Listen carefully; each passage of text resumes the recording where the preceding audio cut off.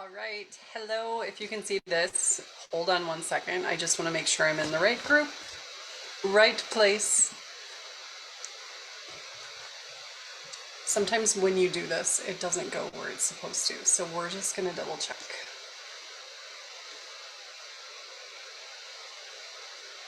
Okay, all right, we are in the right place. Hello. If you are jumping on, I cannot see comments, and so I will do my best to answer them. But if you are watching this, please say hi, come in here, chat with me, live replay. Just so you guys know, you do not have to catch this live. This is just when it worked best for me. It almost didn't work because my husband had to go get a bail for the milk cow last minute. So we're talking about emotions and wellness and how that all can affect you and your body and your overall wellness. And so tonight I'm going to dig in the topic of emotions and what they can do to your body. I'm going to give you some solutions. And then tomorrow night I'm going to come live briefly. Tomorrow night's going to be super short. And I'm going to share about a protocol that you can do to help you train yourself, and so that in moments of stress that you will have something to fall back on, that you are going to be like, what in the world, this is the coolest thing ever. And so I'm just going to move my screen a tiny bit. I want to see if maybe, just maybe, I can catch some comments. But say hi if you are on here. Okay, here we go. I am going to close out my Facebook on my... 1 second, I just want to make sure I'm in the right... It's going to do that if I stay in there. Okay, I'm so excited to share this topic with you again. If you're catching this live or replay, just let me know. I have some really fun stuff to talk into and dig into tonight. So here's the first thing that I just want to jump into, is that can our emotions have an impact on our physical health and well-being? For many of you that are listening to this, watching this, that love and use oils already, that seems like a silly question, and the answer is obviously yes. Yet it is only recently that we have begun to see mainstream medicine address this question and begin to examine its implications. So let's chat about our health and our thoughts. 87 to 93% of disease comes from our thought life, our emotions and feelings. So how is that? Thoughts become emotions, emotions become attitude. Our attitude is our reaction, and all of our daily reactions make up our lifestyle. It's those lifestyles that lead to America's most common diseases. So this blows my mind on so many levels, but when I myself personally am not managing my emotions and my stress levels, I tend to not make the best choices for my well-being. If I am stressed and exhausted, I don't work out.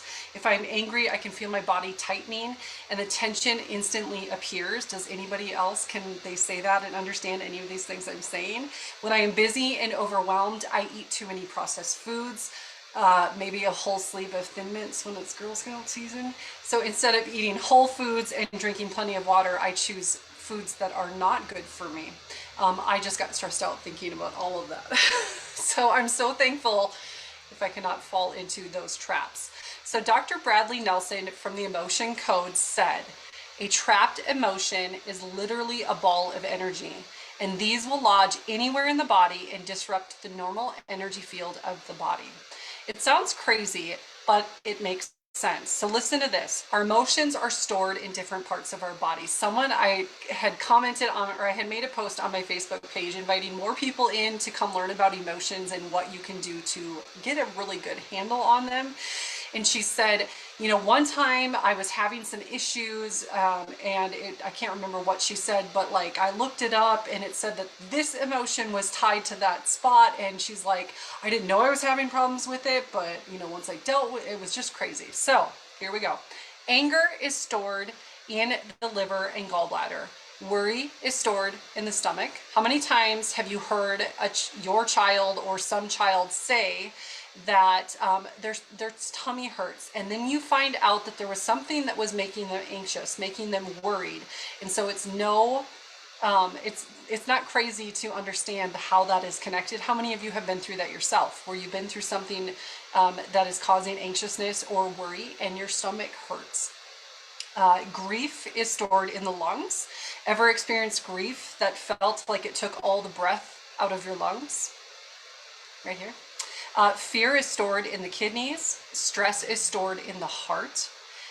This makes sense when our kids have queasy tummies, like I said, before a big day, a test, or when our hearts have major issues because of major stress in our lives. Isn't that incredible?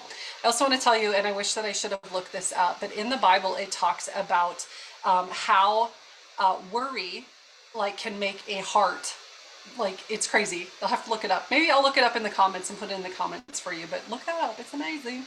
And then we're going to talk about genetics and disease. So many doctors are now recognizing the possibility that a number of diseases are caused by emotional problems that link back to infancy and childhood and perhaps even the womb. Now, right here, my husband and I are licensed foster care parents, and we have gone through a lot of training and a lot of trauma training. One of the things that I just said right there is completely true, and they're starting to connect that trauma in the womb with some of these children and when they're infants can play major parts in their life and their choices that they make later on. So it is absolutely crazy how this is all connected. So these emotional problems can compromise the body systems and even genetic structuring through a process that creates the equivalent of a molecular memory in key organs and structures of the body. This is big stuff, guys. So how can oils help? Essential oils can help, and I know it seems incredible to think that something like an essential oil, like I have right here, frankincense. I just put this on before we did this. It's incredible to think that something like an essential oil like frankincense can have an impact on our mental and emotional well-being. But essential oils are able to penetrate through the olfactory sense, which is our sense of smell, to the limbic part of the brain. So the limbic system is often referred to as the emotional brain. It resides within the cerebrum. Now, don't laugh at me if I say some things wrong as we go into a little bit of these parts, okay? Tomorrow is going to be even worse. I'm going to practice some of the big words. So this portion of the brain, the cerebrum, handles the emotional response, hormone function, behavior, motivation, long-term memory, and sense of smell. Several other specialized areas reside within the limbic system, are responsible for forming short and long-term memories, perceived emotions such as anger, fear, and sadness. It also plays a role in controlling aggression. It helps store memories of events and emotions, and it also plays a role in sexual activity and libido, controls reproduction, sleep patterns, and body homeostasis. So we have a graphic that dives deeper into this, and I promise that I will share that with you, and it goes along with what I'm going to talk about tomorrow, because we're going to get into the nitty-gritty of the science stuff. But in addition to being closely tied to the sense of smell, you can see why our emotions can affect so many areas in our lives. The portion of your brain that governs emotion also plays a part, like I said, in your memory, your sexual desire, reproduction, sleep, and overall homeostasis. So it's a big deal. So certain essential oils work by calming the central nervous system and helping us to relax instead of allowing the buildup of anxiety in the body. What most people don't know is that anxiety creates an acidic condition in the body, and this activates an enzyme which results in that anxiety being stored in our DNA. Essential oils support the body in minimizing this reaction. Essential oils can also release the old emotional traumas. So that limbic center of the brain plays a role in the storage and release of emotional traumas. In addition, essential oils carry molecules known as sesquiterpenes, which are capable, of penetrating the blood-brain barrier. These molecules have a significant oxygenating effect on the brain. The combination of oxygenation on the brain and the stimulation from aromatic molecules appears to help with the release of emotional blockages. Essential oils can help to affect emotions trapped within various organs and tissues of the body, like we talked about in the beginning, all of those different emotions in different organs. And essential oils can also have an effect on the human energy field, helping to balance and raise our frequencies. So I'm not going to talk about frequencies too much in here. As a Christian, I want you to know that this is not hippy dippy. It's not new agey. God created our bodies with frequencies. Actually, he created everything with a frequency. We're no different than that. And so even essential oils have frequencies.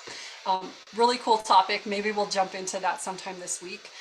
So then I wanted to share this testimony of how emotions and weight loss can be affected. Now, this is not my purpose in talking about emotions, but it is something that people deal with, and why they can have such a strong response to helping their emotions and then healing in their body, and weight loss is just one of the areas. So this video was shared with my friend Sarah. It is a lady that she met that is with Young Living as well, and she met her on a trip to Hawaii, a Young Living sponsored trip to Hawaii. I actually met Sarah on that as well. So I want to give you a little bit of a backstory on this lady that Sarah met. When she started Young Living, she weighed over 400 pounds. Before Young Living, she had lived a life of constantly trying to lose weight. All the programs, Weight Watcher, Nutrisystem, doctor programs, and none of it worked. And so I'm going to play that for you. I have it pulled up. It's just going to take me a second. And it's not very long, but man, oh man, is this powerful. Okay.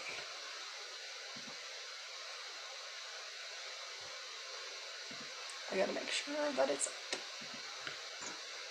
up.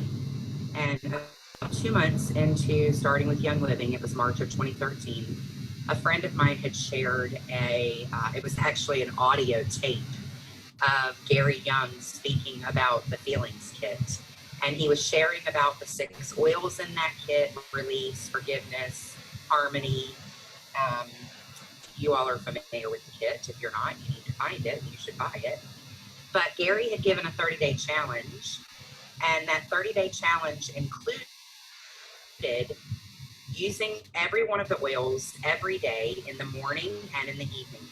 And in this specific talk, he did not tell us how to use the oils, but I just guessed, well, they're emotion oils. So I'm going to put them over my head and over my heart and just hope that they work. I'll be honest with you, when I first heard that the oils could be a help for emotions, I didn't believe it. I actually thought it was a hoax. I could see where you could use lavender for personal things like cuts and scrapes and stuff like that, but emotions, really? Like, that just didn't make sense to me. And so I actually started the protocol just to prove that Gary was a little crazy. So I was using all 6 oils in the morning. There wasn't any specific routine that I was following, just sticking them all on. And then every night I would do the same thing. And 11 days went by and nothing, or at least I didn't feel anything. And I woke up the morning of the 12th day, and I'm not a morning person, folks. I love to stay up late at night. I'm definitely a night owl. I thrive once everyone has gone to bed and it's quiet and I can get tons of work accomplished. But in the morning, I don't want to be chipper and cheery and happy, and I don't want a whole lot going on. And so for me to wake up in the morning with lists in my brain is not normal. But I woke up on the morning of the 12th day and I had all of these lists to write down. And it was emotions that I realized I was battling with. Things like bitterness, anger, rage. And I thought to myself, wow, like, I didn't even realize I struggled with bitterness. In fact, if you would have asked me if I had a problem with bitterness, I would have told you no. But the next morning, day 13, I woke up with the names of people in my life that those emotions were tied to. I was literally just raging against people in my family. I was remembering things that I had suppressed, things that had been hidden since I was a little girl, a teenager. At the time when the traumas occurred, I wasn't equipped or mature enough to handle it. And that happens with a lot of us. In fact, I would venture to say everyone. And so I wrote down exactly what I could remember. It was profound and crazy.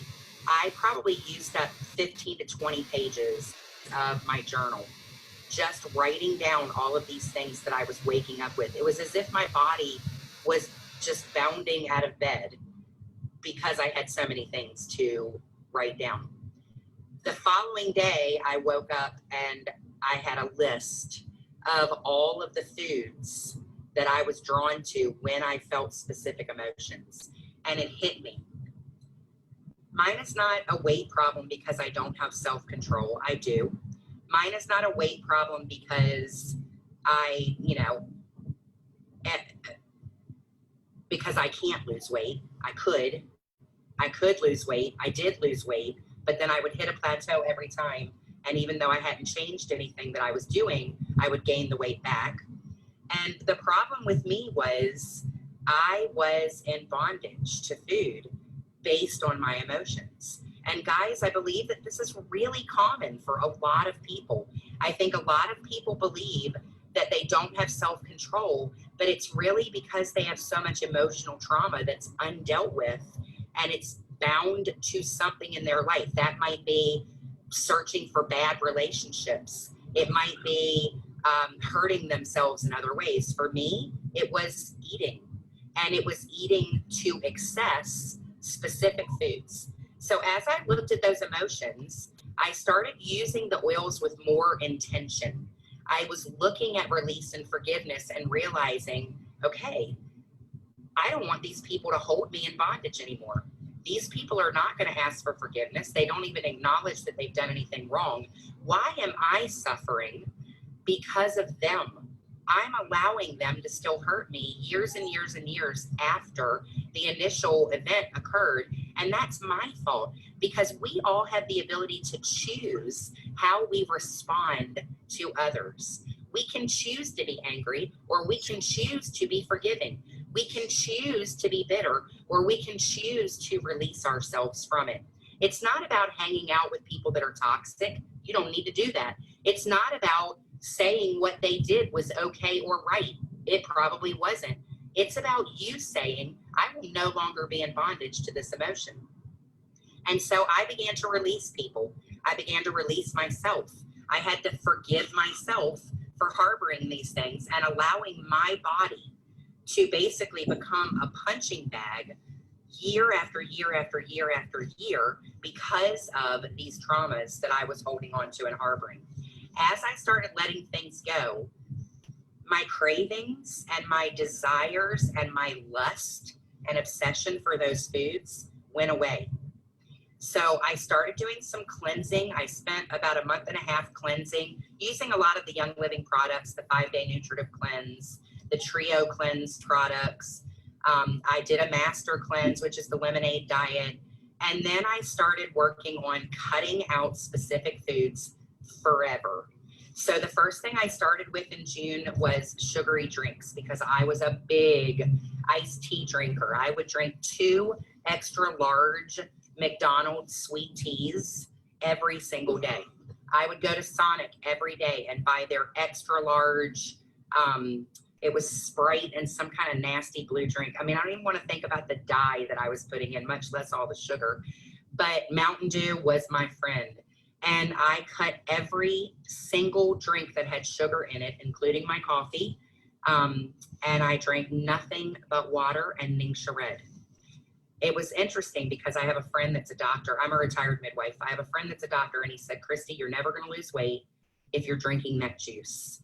I was so happy to go back and tell him that Ningxia Red is low in glycemic indexes. And yes, you can lose weight, and I did. So don't be fooled into thinking that it's like any other juice. It isn't. It's a puree, and it's good for you. And it actually helps to balance your blood sugar metabolism. So with that in mind, I just started cutting things month after month after month. And within 18 months, I had lost 240 pounds.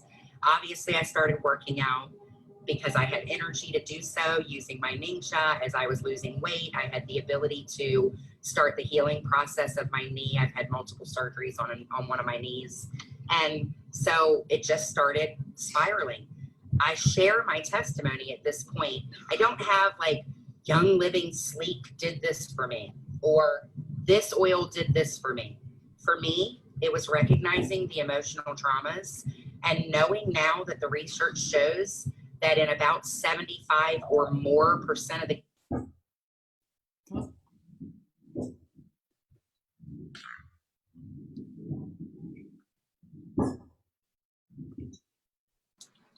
Maybe I'll catch back Okay, up here. so that she goes on just a few more minutes, and maybe I'll grab that and share that rest with you tomorrow. But very powerful story about praise how, Jesus, we got that much. let me Yeah. close out this other video. She was saying in 75 or more percent Sorry guys, I can't see the other screen that's up. of the cases in weight loss, it is not actually a physical. Okay. All right. So now I can get rid of that one. Okay. And so really powerful story that she has. And I want to point out one key thing that she said, because I think that this is super helpful going forward for anybody. We need to realize, she said, we have the ability to choose how we respond to people and situations. And I 100% agree with it. That is really powerful. We're going to come back to that. Okay. So she talked about the feelings kit, and I just want to go briefly over each of these 6 oils that are in here, and then we're going to wrap it up for tonight. Tomorrow, I'm going to talk about some different things I'll share with at the end. So the 6 oils in the feelings kit are release, present time, harmony, forgiveness, inner child, and valor. So release is a very effective blend for releasing memories that are very negative, that are stored on a cellular level. This oil is also very useful when releasing anger and other negative emotions. Present time, when it's diffused, can help you focus on the here and now so you can get beyond the past and move forward. Again, remember what we talked about, it's releasing those memories and those impressions that are actually in our cells. Okay, this is legit scientific stuff right here. Very cool. Harmony helps you just reestablish the connections in your body to make sure that nothing is blocking them. It helps you to ease stress and free emotional blocks softly and gently, which is really important. So everything can just work and flow as God created it to work. The next oil is forgiveness. Again, I think we can kind of know what that does, but it helps you to let go of grudges and bitterness that are holding on in your cellular memory. So you can just let go of that.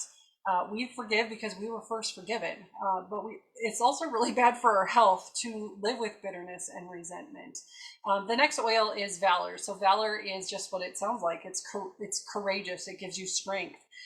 So this is a heavy hitting emotional oil. I have some very close family members who use this whenever they have any kind of anxiousness that comes up. It's their go-to oil. Inner child is great if anybody has trauma in their childhood, and it doesn't even have to be like overwhelming trauma. It can just be bad situations or things that happened in your childhood. Definitely suggest that one. And then this one is not in the kit, but frankincense is so powerful. Simply breathing it in, it's oxygenating your brain because of the sesquiterpenes that are in it. And it helps you to address your emotions. It also helps calm any kind of anxiousness or depression. And you can take it internally, diffuse it, breathe it in your hands. Okay, so I want to wrap up tonight. Tomorrow we're going to talk what is called intentional imprinting. I talked about scent training, but it's the same thing. I'm going to share with you how to intentionally imprint to help you with emotions and your body and situations that are not so great. And it's going to be so good. You want to be a part of it. I'm going to shoot for 8 o'clock Central tomorrow night. But I want to leave you with this.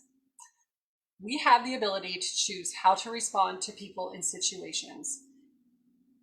I always thought that emotions were what they were, and when they came, I just had to let them go because that's what they were. But instead, that's not what I know as a Christian. I know that God created my body, and He also created it to that I have control over it. Okay, I don't need to let these emotions go crazy and rear their ugly head and go all that over that place. And so I believe that oils just are a piece of the puzzle that God has created for me to use, and I use them. And tomorrow I'm going to share a story about my son that is very close to my heart, but I'm not going to share it tonight because tonight was already long. I can't wait to get on and see all your comments. Make sure that you are dropping hi, hello, even that is good enough for me because I can't see them right now. So I'll be back tomorrow night at 8 p.m. Central, and we are going to talk about intentional imprinting with essential oils. It is some powerful stuff. I'm going to bring in the science behind it. You guys do not want to miss it. All right, that is it. We'll see you tomorrow night.